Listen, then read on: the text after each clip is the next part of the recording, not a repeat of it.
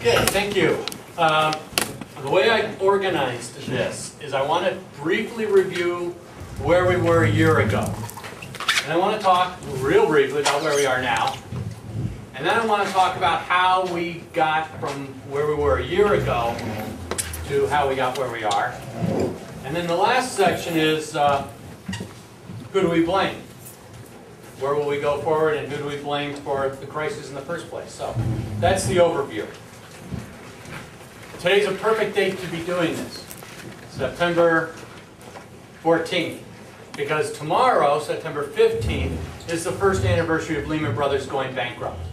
And it was the shock of Lehman Brothers going bankrupt that took a bad situation and turned it into a panic and a crisis and put us really on the verge of a disaster. I mean, you can't exaggerate it. I know, I mean a real disaster, not Y2K, not avian flu, but a real disaster, where the Western financial system could have come to a grinding halt. And with that, you probably would not be at the College of St. Scholastica, because you wouldn't get student loans. And we might have to shut down, because our portfolio, which already shrunk, would have shrunk further. I mean, it could have been a total meltdown. It really could have been. We got there in a classic pattern. I teach a class called Manias and Panics. Actually, I think the official title is Manias, Panics, and Crashes, because that's the title of the textbook we use. And there are economists and finance people who analyze manias and panics and realize markets are not always rational. People are not always rational. Markets aren't always efficient. And you can have distortions. Now, I emphasize that because the last few Nobel Prize-winning economists have been more finance people, and their emphasis, as you will learn in your capital market classes, your finance classes, is on rational markets and efficient markets. And that dominates economic and financial thinking right now.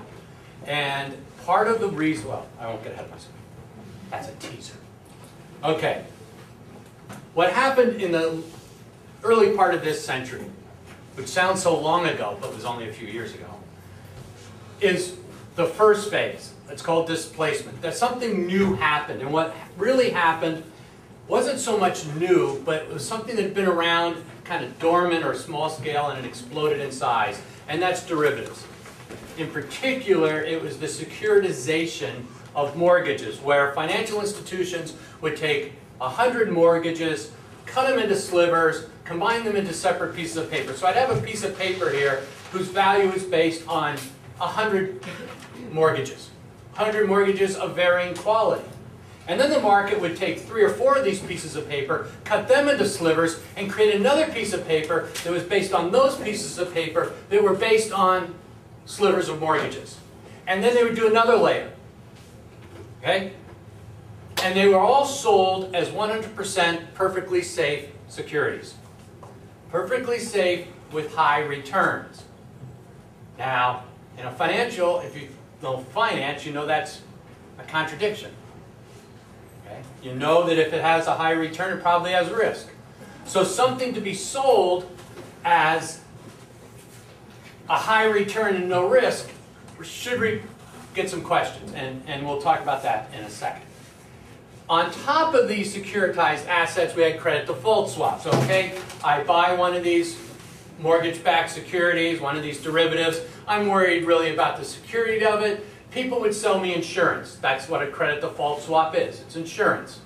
I pay a tiny premium, and it wouldn't be much of a premium because these were totally safe, so there wasn't much risk. And if it did fail, I would collect. So A has this piece of paper. A buys insurance from B. What B then did was get insured themselves from C. What C then did was get insured by D. So D's really insuring A, but they wouldn't know it. Not only wouldn't they know it, but D would have no idea really what A's asset was. And we built a pyramid on this. These were so profitable for Wall Street, they then start pressuring the real estate market to create more mortgages. So what most people know about this panic was, oh, we made all these stupid mortgages to people. Why did we do that? Well, we did that because Countrywide, one of the great mortgage issuing companies, which is now bankrupt and part of Bank of America, they wouldn't care less if this student in my class, whose name I don't know yet, had good credit. They couldn't care less. They issue a mortgage to her. They get the mortgage. Countrywide sells it. They sell it to one of these Wall Street firms that's going to make it into a mortgage-backed security. Countrywide never held on to their mortgages. Very few banks hold on to their mortgages. They issue the mortgage, they sell the mortgage to someone else. So the issuer of the initial mortgage really doesn't care what they need to do to sell you on the mortgage. So you had all these people moving into the market, getting mortgages, great terms, all that. Fuels the real estate bubble. Real estate prices continue to go up. So that was the displacement. The second thing you need to have a mania is easy money. Now you all know about the Federal Reserve. All of you except the honor students, who half of them are science students, and they're going, what the hell is going on in this class? I'm in my nightmare. This is like a Twilight Zone episode. That's tough. Deal with it. We're supposed to have class now, so this was the trade-off I made. The Federal Reserve, under Alan Greenspan, kept interest rates way too low after the 2001 recession. Alan Greenspan was sort of viewed as the closest thing to God on earth by the financial markets. His heritage, his legacy, took a major beating in the last few years.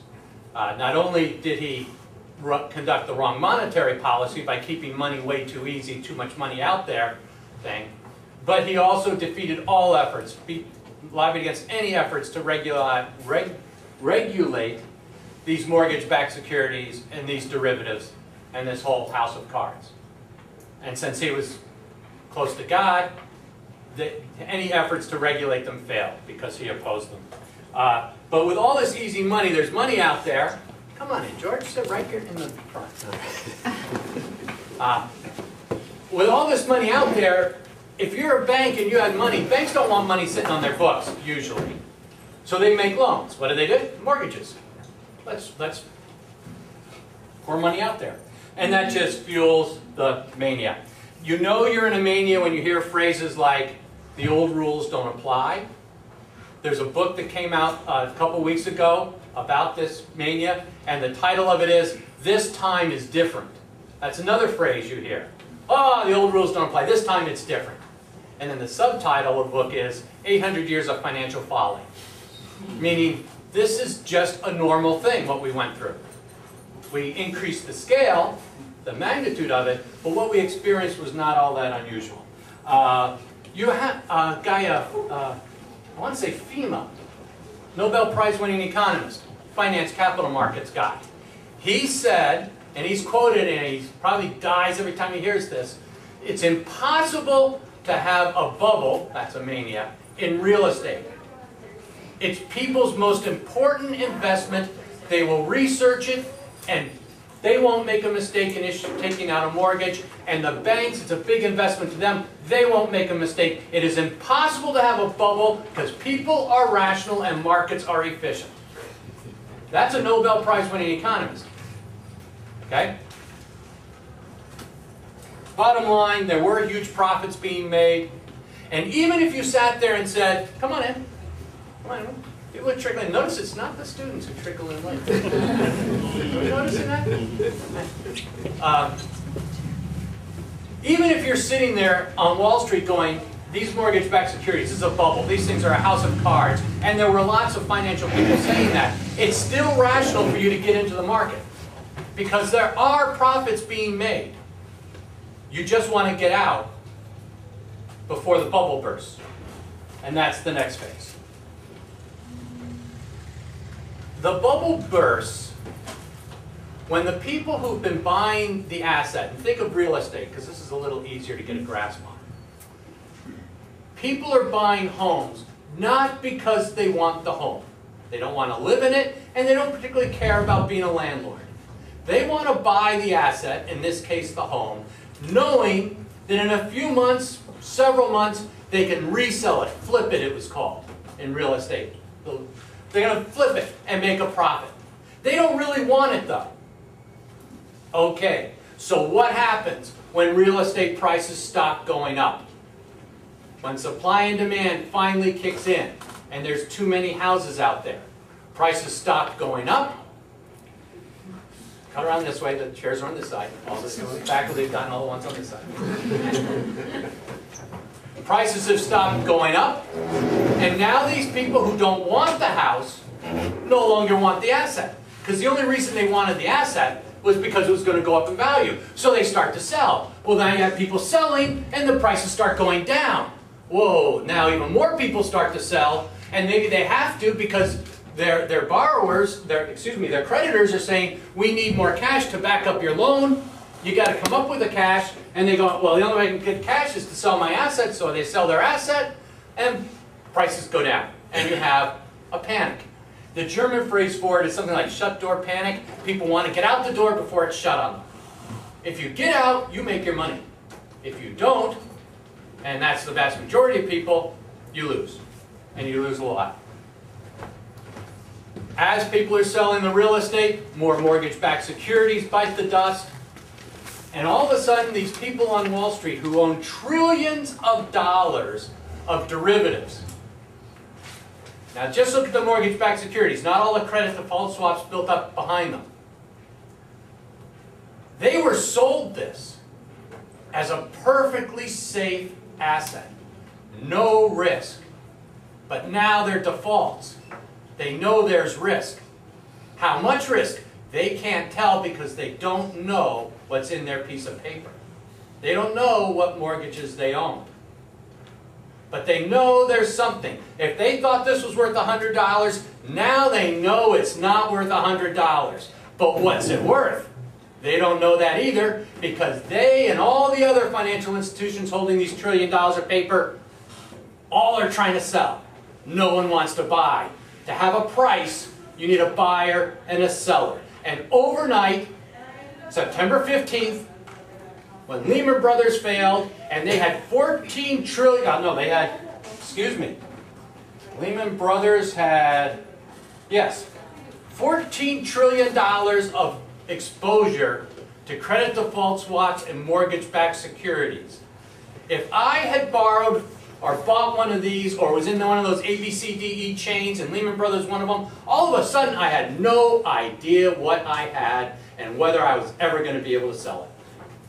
Total uncertainty. Financial markets in the Western world need certainty. If we don't know what things are worth, we just grind to a halt, and that's what happened. The next 2 months were the credit freeze. Any institution that had any assets. And the thing is, what makes it so weird is there were institutions that were both, they had insured themselves against default, but they also insured others against default. So they were on both sides. They knew they had some insurance against all this, but they also knew they had incredible liabilities. How much? They didn't know. How much insurance did they really have? Because if Lehman Brothers was one of the companies that was insuring them, and Lehman Brothers could go under, what about the company next door? They could all go under. And the markets crashed. So, that's where we were. Where are we now? Pretty good place. The recession's over, or ending. The financial panic is over, and some would say the crisis is over. Obama had to go to Wall Street today to give a speech to remind Wall Street that they screwed up big time. And that the way things worked just isn't going to be allowed to continue. Because you're already hearing the pundits, the CNBC, saying, we don't need any further regulation. Everything's fine. And people need to remind them, you lost hundreds of billions of dollars. People's wealth, my wealth, was substantially impacted by their mistakes. So there's pressure to get regulation, but already people are getting Pollyannish, oh, everything's fine. Huh? So we still have sick banks. I mean, Citicorp is still sick. All these banks that made these mortgage-backed securities, they still own them. Okay? Now, not all of them, but most of them still own them because they didn't want to sell them. Because the price they would have had to sell them for was like 25 cents to 33 cents on the dollar. That means they would have to write off 67 cents to 75 cents. And if you write off something like that, you need to have the capital. And a lot of them didn't really have the capital to absorb that. And by the way, you know, these things may be worth more in the future. I mean, we only had about 5% of defaults in real estate. And the other 95% people are still making their payments. So, you know, these things might be worth, in 5, 10 years, might be worth 80, 90 cents on the dollar. So they're holding on to them. But right now, they're not worth a lot. So they're sick. They have to hoard their capital and not make new loans. That's an issue. Okay, what did we do to get here? Okay, first of all, we're talking so much here about the financial side of the economy. And I don't want to make it sound like the real side where you make things and stuff is different from that or interdependent. They're interdependent. But I kind of want to look at both separately. The real economy, what we did was classic textbook macro. Remember macroeconomics? Remember macroeconomics? Most of you have had, how many of you have had macro? Okay, do you remember trying to do fiscal policy? The government spends money and it helps the economy? Yeah, this means yes. I teach that in my class. Do you remember that? That's what we did. Remember that stimulus? Hey, drive up Central Entrance. What do you see before the construction? This is part of the American Rescue Enhancement, I don't know what it's called. The Economic Recovery Act. We're having fiscal policy with its own marketing plan. Okay? That's fiscal policy. Because this government is giving us, the federal government is giving us money, we're getting a road paved, jobs created. Stimulus package, the Obama stimulus package, straight out of the textbooks. And you'll hear from the Rush Limbaughs of the world, but they're not getting, they didn't cause this turnaround because they've only done 15% of it. Nonsense! Half of it was tax cuts. We've all been paying less taxes for months now. Okay? So that part's taken care of. That's half of it. And way more than 15% of it's been spent. So that, don't believe, if I need to tell you anyway, maybe you're a lost cause. But don't believe Rush Limbaugh when it comes to economics. And it's not because I'm a bleeding heart liberal. But, you know, though there are talk radio people who couldn't care less about the truth. They're interested in ratings. So just keep that in mind, your source. So, we did classic fiscal policy. We also waited it out. This recession started December 2007. It's already the longest recession we've had since the Depression. Well, eventually, there's just natural things. Machines wear out, and a company's got to replace it, whether they want to or not. They've got to replace it. Johnny does grow up and need new clothes. Okay? And eventually, there's built-in things that cause people to start spending more, and that's happening. But the big thing, you've heard it here now, because I haven't heard any commentators say this. And maybe it's because I am a historian at heart. I think we will look back, and maybe it'll be after I'm dead, because it takes a while to realize these big changes. We might very well look back on this financial crisis and go, this was the time when the financial economic powerhouse of the world mantle was passed from us to China. China did a stimulus package too, before us, and their economy is doing quite well right now. And they're buying our taconite and iron ore and Mintac, which shut down all their lines except one. They have 5, they shut down 4. They're backing up and operating. They've rehired all their workers they laid off. Thank you, China, and India get some credit too. But this is the time, we're looking at a world economic recovery right now. Even Europe's recovering, the recession's over or ending. And you always look and say, what is the driving force? What is it that's increasing the demand that's causing the economic recovery? Remember, in my principles class, I really emphasize the level of economic activity is determined by aggregate demand. All right? So you're looking at, well, where's that demand coming from right now for the world? Some of it's our stimulus package. United States, can't remember what it ended up being, $900 billion stimulus, I don't know. A lot of money, stimulus plan. Some European countries, yes. But the main driving force for economic recovery right now is China government, Chinese people demanding goods and services and commodities. And that's pulling most of it. And that's historic if that's a permanent shift. Comparable was World War I. At that point, up until that point, England had been ruling the world economically. Now the sun didn't set on the British Empire, that kind of thing. World War I devastated them, especially their ruling class in terms of just people killed. But it also just sucked the life out of their economy. The United States then became the economic power. But we didn't accept that role. We didn't recognize it, or more likely, we were an intense, it's hard to believe because we're in so many wars now, but we were an intensely isolationist country. It was, if the Japanese hadn't bombed Pearl Harbor, we might not have gotten involved in World War II. There was strong sentiment in America to let the Europeans just fight it out. They're corrupt, they're old, they're decadent. We're severely isolationist. So World War I destroys the previous power, but the new power, us, and we kind of did there. And a lot of people say that's what caused the Great Depression, but that's a whole other story. Okay. Looking at the financial sector, what did we do to get out of this? Now notice I just listed some things on the real side. I'll list some things, but the summary for what we did is a little bit of everything. This was a classic case of policymakers throwing everything up against the wall and seeing what stuck. I mean, we had more programs than I can find in my 2 weeks getting ready for this on the internet. I came up with a new one today. Read an article and said, oh yeah, that too. Okay. First of all, there was TARP, Toxic Asset Repurchase Program? Recovery. Okay, TARP. Now, you got to give credit to the Bush administration, Henry Paulson, for this.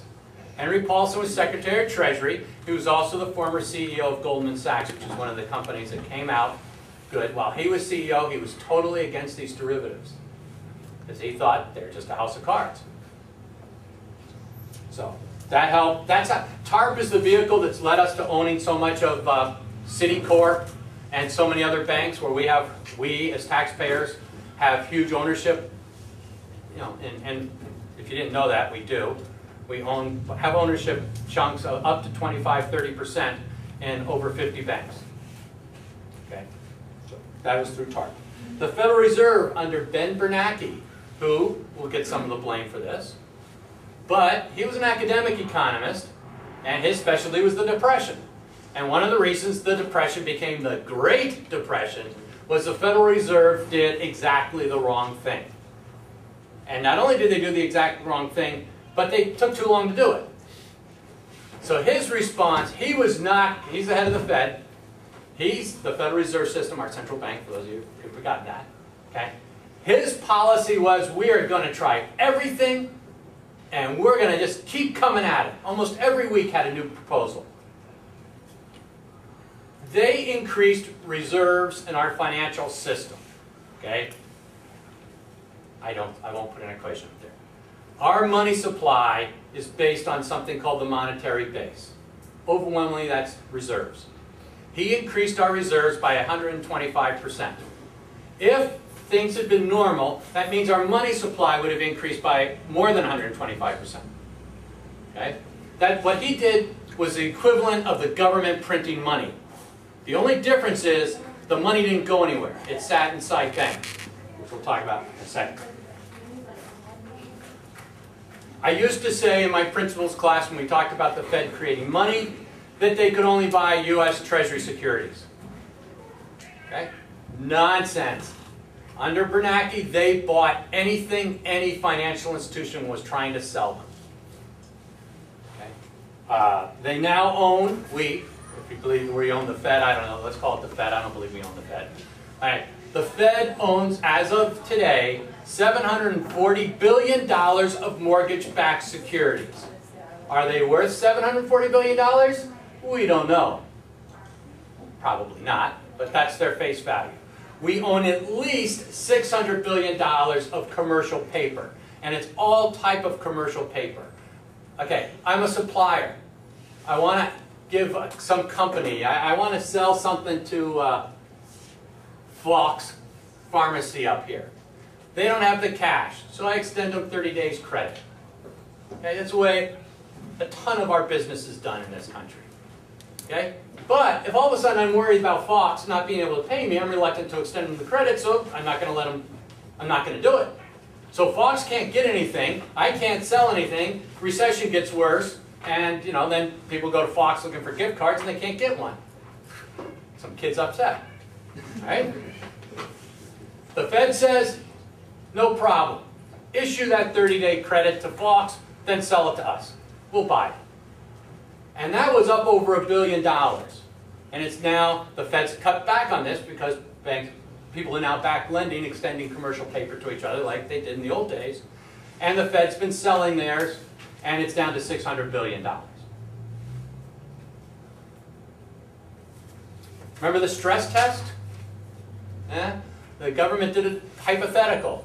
If all these bad things happen, how many banks would survive? That was extremely controversial at the time. People thought, oh no, all the banks are going to fail, it's just going to create more uncertainty, people are going to be more afraid of banks, are you going to publicize it? If you don't publicize it, it's going to leak out, oh, it's just awful.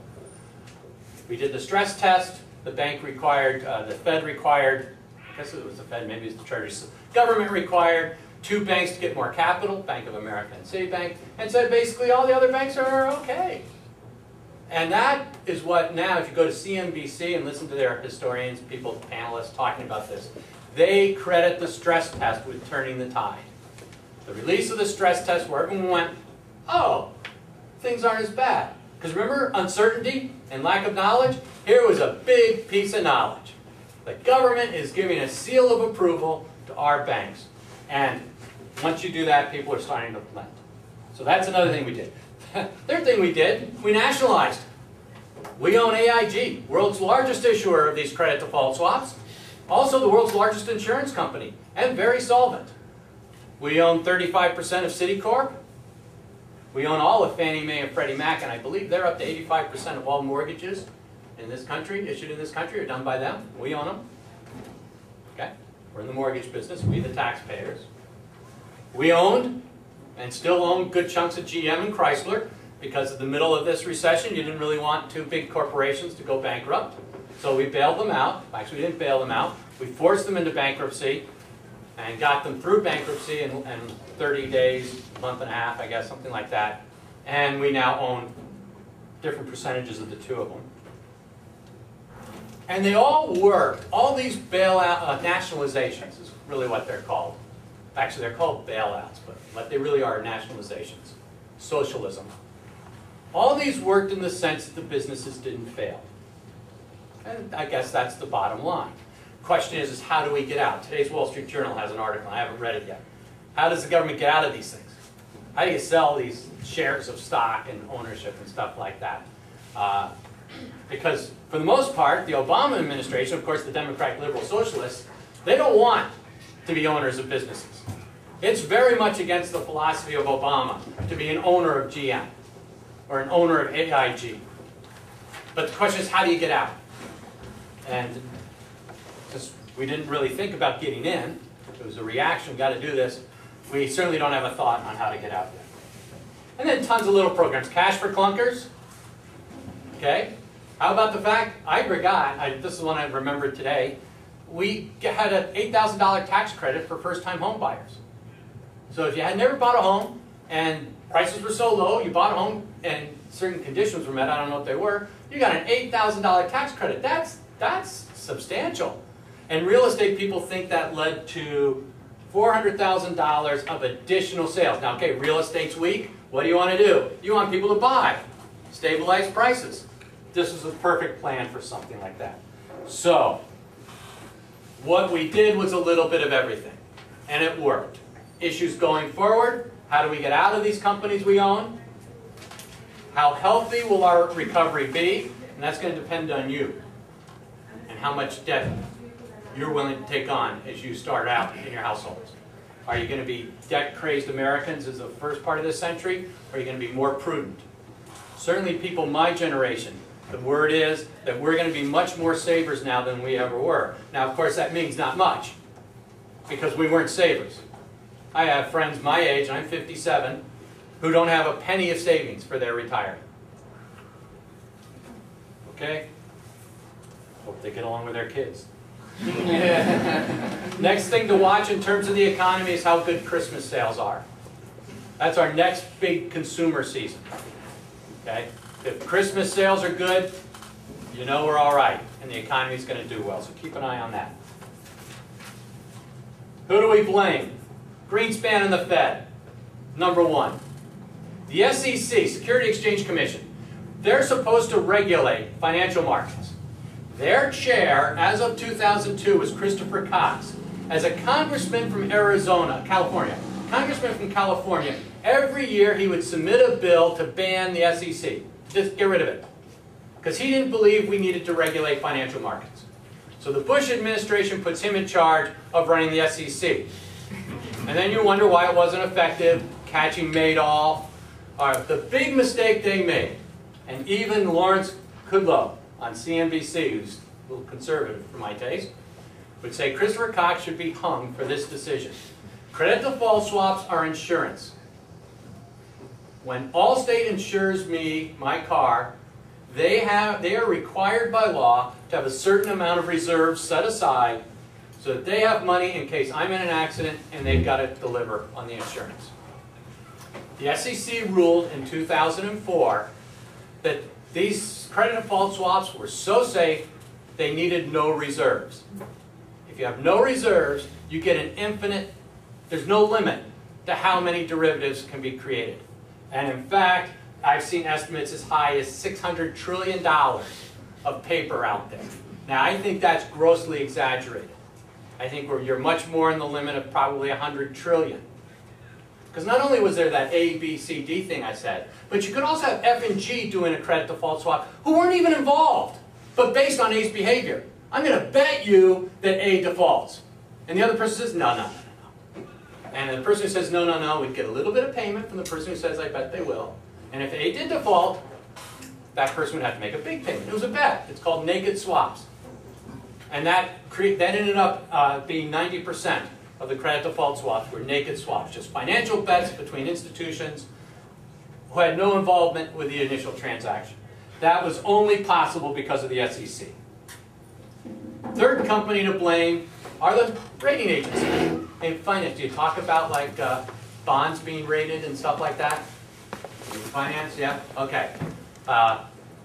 Let's see, that's Standard & Poor's, Moody's, Fitch. So like when the St. Scholastica issued debt to build the dorms and the wellness center, the second part of it, we needed to get those rated. What we would do is we'd go to one of these rating agencies and we would pay them to rate us. You notice that there might be an inherent conflict there. The company, like say Standard & Poor's, they're going to make their money by rating more and more. But they need us to go to St. Scholastica to go to them. So what do? For years that system worked. And they took the payment from St. Scholastica and they were objective about it. But starting in 2006, Moody's and Standard & Poor's got in a battle for market share. And with that, they started cutting their standards. They were the ones that said these mortgage-backed securities were 100% safe, even though they had subprime mortgages in them. We can look back now and laugh and say, how could you possibly believe that if we combined a bunch of mortgages, including some real bad ones, we would end up with a 100% piece of paper, safe piece of paper? They said we did, and they were sold that way. That's how you hear about Norwegian City that put all their money in these things and now they're wiped out. St. Scholastica lost money on these. Harvard and Yale, they lost combined $36 billion in their endowment, overwhelmingly because they bought pieces of paper like these that were perfectly safe and they couldn't sell them in the market for. So you've got to blame the rating agencies. You've got to blame my profession, finance and economics profession. When you have Nobel Prize winners and Alan Greenspan saying, we need no regulation, we cannot have a bubble. When you have our best saying everything is fine in 2005, 6, 7, and 8, well, they stopped at 8. Okay. You got to give them some of the blame. But the fact is, this new hot bestseller, it's actually probably going to sell 100,000 copies to economists, called This Time is Different, 8 Centuries of Financial Folly, and my Kindleberger book that we use as a text in Manias and Panics, they would leave me with the impression that as long as you have markets and people wanting to make money and greedy people and people who just want to make money like good capitalists, and that's what makes our system work, as long as you have that, you will have manias and panics. What makes this one noteworthy is it was a financial-driven panic in the world's financial heart, Wall Street.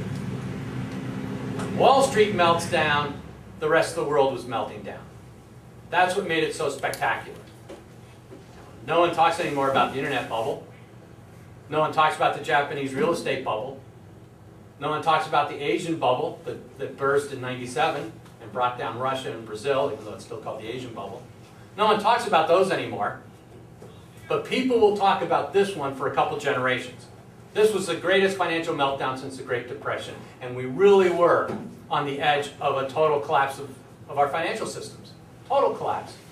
And you know, you can't exaggerate how great that impact would have been.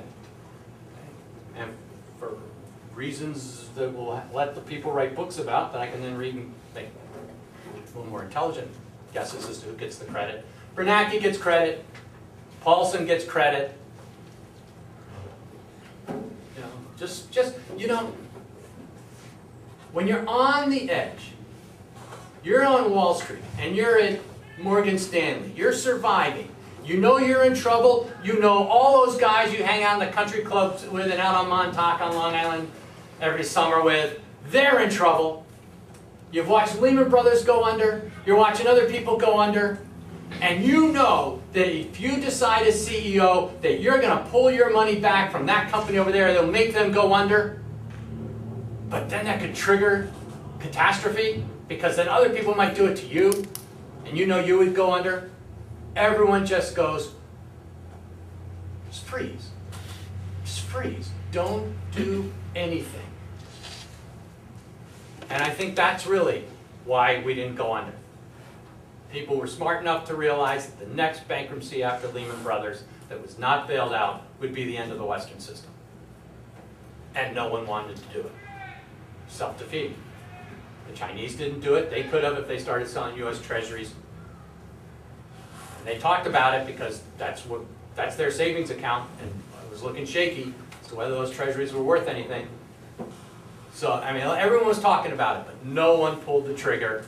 And then the government got its act together, started throwing tarps out there, and this out there, and that out there, and here we are, September 14th, exactly a year later. At this point, on September 14th, it was a Sunday, you had had 48 hours of phone calls and meetings between the Federal Reserve of New York, Federal Reserve in Washington, banks, other banks that the government was trying to get to buy out Lehman Brothers. But all the people who were being asked to buy out Lehman Brothers were saying, we're only going to do it if we get some government money or some government guarantees. And the government was saying no.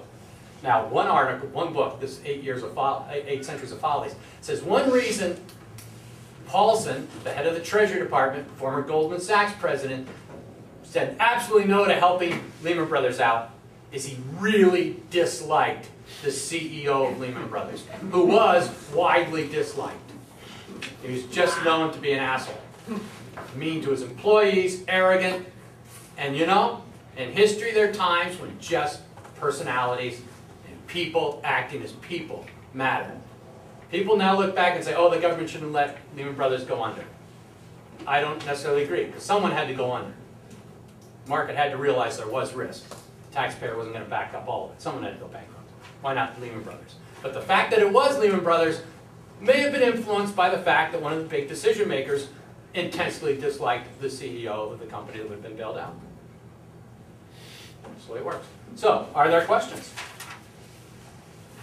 Only 45 minutes. Yes? There are many economists in China say that it's a good opportunity for Chinese it's a good opportunity for Chinese currency RMB to take place of the US dollars in the global market. But I think that RMB is not so maturity enough to take this place at this time. But do you think that is there any other currency like euro or yen? Maybe they have any power enough, and maybe they can take place of the US dollar. Okay, great question. Okay, you know how we consume more than we make? Oh, you know how we consume more than we make? Yeah, we do, by about $700 billion a year. We buy a lot of that stuff from China. China exports way more than they make. So they're earning money. We need money. We need money so we can buy their stuff. So what do? They buy U.S. government assets, treasury debt. They own $1 trillion of debt. They own more debt than any other nation owns of our debt. Okay? And it works great. It's very symbiotic. It's the money going around in circles. There's nothing wrong with it. Okay. What's wrong with it, though, is our debt as a nation, and I'll have to get the numbers because this lecture's coming up in principles, but this level of debt is going to go from, I don't know what it is, but our government is going to issue another $1 trillion of new debt this year, and probably next year. Okay? Someone needs to buy that. Okay? Now the problem is you glut a market with any product, the prices go down. Okay? So the question that some people are worried about is, will all the countries, including China, other countries have been doing the same thing, that have been giving us our money back by buying our debt, will they stop? Because they've just had too much. I mean, if you're Chinese financial minister, part of your job is what do we do with our surpluses, our reserves? And up until now, the United States and the dollar has been the place to put your money. First of all, we have never defaulted on our debt. I don't believe there's another country in the world, certainly one that's been around for more than 30 years, that has never defaulted on their debt. The British have, the French have, of course the Argentinians do it every 20 years. You know, we haven't. We're as safe and as secure as it gets. So if you're the Saudi finance minister, the Chinese finance minister, you're some guy running an insurance company in Thailand, and you have money and you want to put it somewhere safe, the safest place has always been in the United States. The problem with that is they're earning dollars. What if the dollar's going down in value? That's undermining the value of their wealth. What if all of a sudden treasuries go down in value? That undermines the value of their wealth. So what the concern is, and what your question is there an alternative place? And people have always said the euro, which didn't exist. How old are you all? How old are you? 18. So that means you're born in 91. Yeah, okay. When you were born, the euro didn't exist. Okay? Now, you're a finance minister and you're responsible for investing your country's wealth. Are you going to put it in a currency that's still a teenager? We don't really know what the European Central Government's going to do. Now, we learned a lot by how they handled the financial crisis, and it reassured people. Okay? But the question is, where else do you put the money? And your phrase, you're not sure if the Chinese economy, did you say mature enough, stable enough, whatever. I mean, the Chinese economy is going from communism to a capitalistic system in my lifetime, maybe in your lifetime, and some of their financial institutions aren't all that established yet. Our court, what's going to be the rule of contracts? Are we going to be sure the government's not going to step in and nationalize something in a crisis? So where, if you're the Chinese finance minister, will you put your $1 trillion or so you got to invest this year? And that's a huge question. The United States will still get the lion's share of it. But people will be watching to see where else they put their money. And how much of it will go into the euro. Without a doubt, more countries are putting their reserves into the euro than they did the dollar 10 years ago. But that's just because the euro is maturing, and as you learn in your finance class, diversify.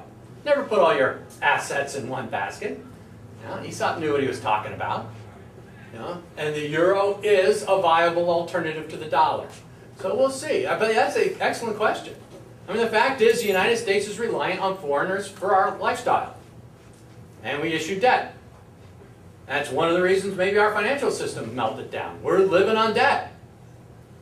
And that's not an infinite thing. There's limits to that. And that may be what we're hitting.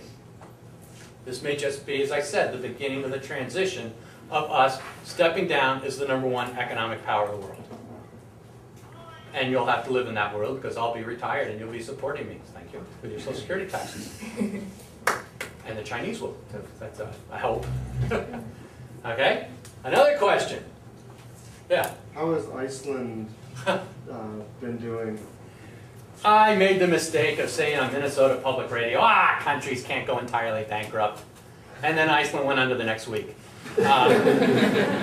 Iceland got in this whole go-go banking thing, all these derivatives and all this stuff. But they only have 3 banks, and they have such a tiny economy that the banks, in order to grow, started doing business in other countries.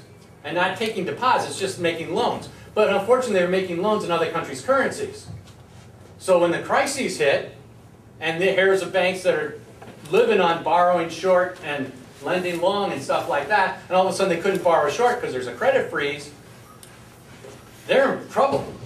And people know that. So their currency starts going down in value, meaning all those debts they have, say, in dollars are going up. Every time a currency depreciates and you owe money in another country's currency, it depreciates 10%, you now owe 10% more. And that happened to Iceland's 3 biggest banks. Basically, they're 3 banks. I mean, it's a small, they're only like 200,000 Icelanders. Okay? Their 3 banks just melted down. So the government's been overthrown, they've gotten money from the European community. They're now looking at joining the euro, so their currency would no longer exist. They think they have to do that because who's going to lend to them now? Because look how irresponsible they were. But if you become a member of the euro, you have to follow certain rules. So they're looking into joining the euro. Cost of living in that country's gone up like 60% in the last year. I mean, it's just been a disaster. If you're an Icelander on a pension, you are in a miserable position. But notice what's happening then. If you're on a pension, you're in a miserable position. You're consuming less, right? So your country is living within its means. Of course, it's at the cost of your standard of living. And that's what some people say has to happen in the United States. We're not living within our means. How about a little financial crisis? We cut our living by 10%, and that would solve the problem, which it would. But I like my 5 TVs. Another question? Yeah? I have a question about the housing bubble. Yeah. So everyone was trying to enter the market to make like short-term profits, and with that way of thinking, the price will always go up. So what actually stopped the price? Okay. You get this bubble thing, where more and more people are coming in saying, I'm going to buy a house because you can't lose. You can't lose. They're going up in prices. And they are. So more people move in, that creates demand, the prices go up, and whoa, it works. What happens eventually and is just supply and demand. I mean, if this is the fundamental price of a good. Now, the mainstream finance thought says, whatever the price is the fundamental efficient one, because markets can't be wrong. I'm now going to speak as a Kindleberger, historical institution economist. If this is the real price, and we have this bubble mechanism raising the price up here, at some point there's got to be a correction. At some point someone says, this house here is not worth $450,000. It was worth $150,000 2 years ago. It cannot be worth $450,000. Okay, what actually burst the real estate bubble is 2 things. Because, okay, real estate, we talk about it as though it's one industry, but it's not. Duluth real estate is not affected much, if at all, by California real estate. Southern California real estate is different than Northern California real estate. I mean, you can't ship houses from market to market. So we have a bunch of little segmented markets. In California, what burst the bubble was the adjustable rate mortgages, where you had a low introductory rate for 2-3 years, started being adjusted. And people couldn't, a lot of people couldn't make the new higher payment. Now you say, well, why'd they make the loan? Well, they made the loan with the presumption that they could refinance the house, because the price would have gone up so much. They could refinance, they would have had equity, lowering their debt and getting a better mortgage. But that didn't work out. So you started getting defaults. people who got mortgages because they didn't have enough income defaulted. And once you started getting defaults, you start realizing, oh, maybe it won't always go up. And once you have that, you've got the built-in ingredients for the peak. Because then people say, oh, prices aren't going up as much as they used to. I'm going to sell now. You know? I mean, insiders are going to know that this is a bubble and they got to get out. So as soon as they see the first sign that the peak is arriving, they start to sell. But by selling, they're creating the peak. And prices start to go down. And then, this is highly technical, so bear with me. Roadrunner cartoons.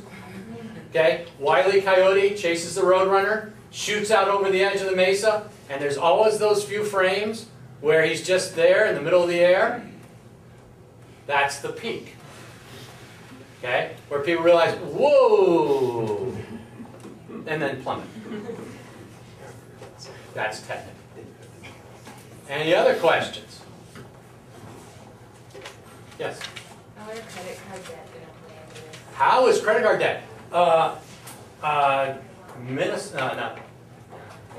Minnesota News Network called me on Friday.